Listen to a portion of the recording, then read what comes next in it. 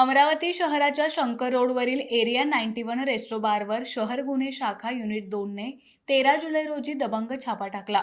Fake wedding पार्टीच्या नावाखाली युवक युवतींसह अल्पवयीन मुलामुलींना आमंत्रित करून त्यांना दारूचा पुरवठा केला जात असल्याचं या छाप्यात उघड झालंय. ही कारवाई अमरावती शहरात सध्या चर्चेचा विषय ठरली आहे. मिळालेल्या माहितीनुसार पोलिसांनी घटनास्थळावरून सुमारे 70 ते 80 युवक युवतींना ताब्यात घेतलं.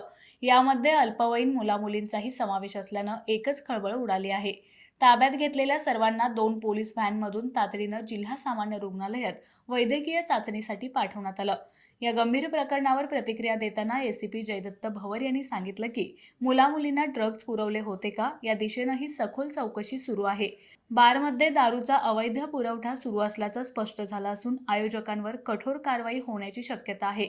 या धडक कारवाईमुळे शंकरनगर रोडवरील एरिया 91 रेस्टो बारमध्ये मध्यरात्री शेकडो बघ्यांची गर्दी जमली होती. घटनास्थळी अनेक पोलीस अधिकारी आणि जलद प्रतिसाद पथक देखील मोठ्या संख्येनं उपस्थित होतं.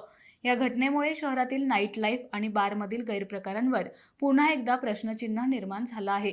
पुढील तपासात काय निष्पन्न होतं आणि या प्रकरणातील दोषींवर काय कारवाई होते याकडे आता सगळ्यांचं लक्ष लागलं आहे.